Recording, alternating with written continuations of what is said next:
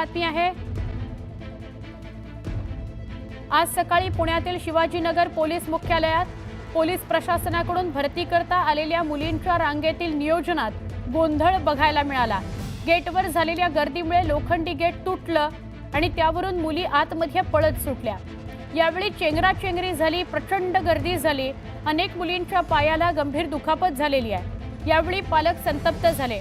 त्यांच्या डोळ्यासमोर पोलीस व्हायचं स्वप्न घेऊन आलेल्या आपल्या मुली, परंतु अशा संघर्षामुळे त्यांच्या मनामध्ये दुफळी निर्माण झाली आहे। यावेळी स्थानिक पोलिसांशी बाचाबाची देखील झाली। पोलीस अधिकारी पवार म्हणून होते, त्यांना देखील पालकांच्या रोषाला सामोरं जावं लागलं। ही दृश्य आपल्याला दिसतायत।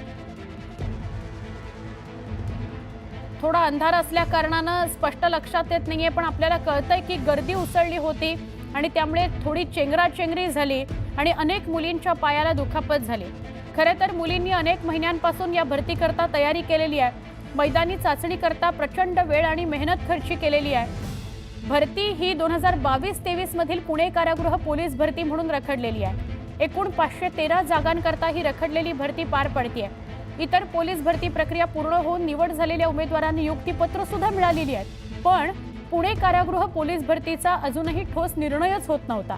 आता कुठेतरी ही भरती प्रक्रिया होत होती, तर अशा प्रकारचं गालबोट त्याला लागलंय। या पोलिसांच्या अकार्यक्षम व्यवस्थापनामुळे मैदानी चाचणीमध्ये आपली मेहनत तर व्यर्थ जाणार नाही ना, अशी भावना विद्यार्थी आणि पालकांमधून व्यक्त होते। ही दृश्य बघा, 512 च्या दरम्यान जागा आहेत। ही कारागृह भरतीची जी जागा आहे तेवढंच नियोजन फक्त फसलेलं आहे, लांबणीवर पडलेलं आहे। आमचे प्रतिनिधी अभिजित पोते यांना विचारूया। अभिजित, फक्त 500-525 जागांकरता इतक्या मोठ्या प्रमाणात गर्दी होती आणि त्यात चेंगराचेंगरी झाली, काय सांगाल? नक्कीच सुवर्ण, आपण पाहतोय की पुणे जिल्ह्यात गेल्या अनेक दिवसापासून पोलीस भरती जी आहे ती सुरू आहे। वेगवेगळ्या विभागाच्या भरती या पोलीस मुख्यालयाच्या ग्राउंडवरती शिवाजीनगर येथे सुरू आहेत सुवर्ण। आणि काल रात्री जे आज सकाळपासून जी भरती होणार आहे होती ती कारागृहाचे ज्या सगळ्या जागा आहेत, जवळपास 531 जागा गेल्या 6 महिन्यापासून रिकाम्या आहेत, ज्यामध्ये महिलांची भरती, महिला पोलिसांची भरती होणार होती। आणि या सगळ्याच वेळेस हा सगळा गोंधळ झालेला आहे। जवळपास 3000 मुली काल रात्रीपासून शिवाजीनगरच्या मुख्यालयाचं जे प्रवेशद्वार आहे तिथं रांगेत उभ्या होत्या। केवळ 531 जागांसाठी 3000 मुली आल्यामुळे पोलिसांचं नियोजन जे आहे ते गंडलेलं दिसतंय। आणि याच रांगेतून आत जातानाच हा गोंधळ उडाला। जे मोठं लोखंडी प्रवेशद्वार आहे किंवा एक छोटं लोखंडी प्रवेशद्वार आहे, ते दोन्ही प्रवेशद्वार त्या गर्दीमुळे तुटले आणि काही मुलींच्या पायाला यामध्ये जखम झालेली आहे। ही दृश्य आपण पाहतोय, काल रात्रीची ही सगळी दृश्य आहेत।